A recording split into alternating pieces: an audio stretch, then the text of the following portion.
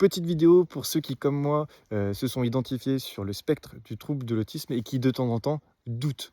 Ce fameux syndrome de l'imposteur qui d'ailleurs peut toucher aussi, ceux qui sont, diagnostiqués et alors il peut y avoir plusieurs raisons pour ce doute, mais souvent ça se passe suite à un événement et notamment, suite à une interaction sociale réussie. Parce que souvent, hein, vous le savez, je vous apprends rien, c'est les interactions sociales qui coûtent le plus d'énergie et qui posent le plus de problèmes. Et moi ce matin, il s'est passé un petit truc justement que je vais vous raconter dans quelques instants, qui m'a fait dire: «Bah, en fait, je m'invente tout. Je crois être sur le spectre, mais en fait, pas du tout». Et pourtant, si on y regarde de plus près, il y a des bonnes questions à se poser pour savoir est-ce que derrière une interaction sociale réussie, est-ce qu'il n'y a pas des mécanismes en jeu et est-ce qu'il n'y a pas un environnement qui nous convient?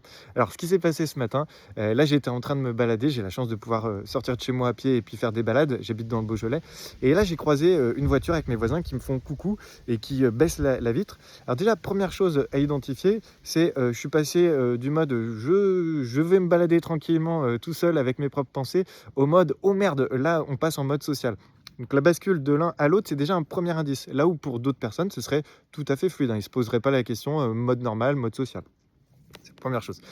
Deuxième chose, deuxième chose, après je vais vous raconter ce qui s'est passé. Donc l'échange s'est très bien passé, ça faisait un moment qu'on n'avait pas parlé. Moi je revenais de vacances, donc tac: «Qu'est-ce que tu as fait en vacances? Ça se passe bien?» questions, réponses, des sourires, des rires. À la fin, même on se dit: «Bon bah allez, faudrait qu'on se revoie, hein, pour un petit apéro et cetera. Voilà, allez bonne journée, ciao». Donc tout s'est bien passé. Tout s'est bien passé en apparence. Mais derrière, qu'est-ce qui s'est passé? Après m'être dit: «Bah, en fait, tout va bien, voilà, là, tu étais pas, en train de tout analyser, c'était fluide et cetera». Après ça, j'ai eu un petit mouvement de me dire: «Et quand même, si je me rappelle, pendant l'échange, il y avait un mécanisme qui était là derrière et qui analysait. Par exemple, je me rappelle que tantôt je regardais le mari, tantôt je regardais la femme, parfois elle rigolait, parfois elle avait un visage plutôt figé, elle me regardait fixement. Je savais pas quoi faire de cette information. Après je me disais, pendant que je parlais: «Attention à faire, des phrases courtes», parce qu'on est en small talk, on n'est pas dans une discussion philosophique. Et puis après, quand j'avais fini de parler et qu'il y avait un petit blanc, je me dis: «Ah bah là, c'est peut-être le moment de leur poser une question». Vous voyez, donc il y a tout un tas de mécanismes derrière. C'est ce qu'on appelle des mécanismes compensatoires qui viennent compenser une intuition sociale qui n'est pas forcément là à la base.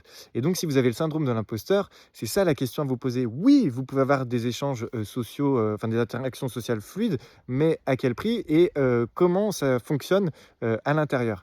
Et dernière chose, si une interaction sociale se passe bien, c'est probablement aussi que vos besoins étaient respectés. Un environnement pas trop bruyant. Le fait qu'il y ait une ou deux personnes et non pas 10 personnes d'un coup. Le fait que l'échange soit suffisamment court. Bref, le fait que toutes les conditions soient réunies pour que vous puissiez vous concentrer sur l'interaction.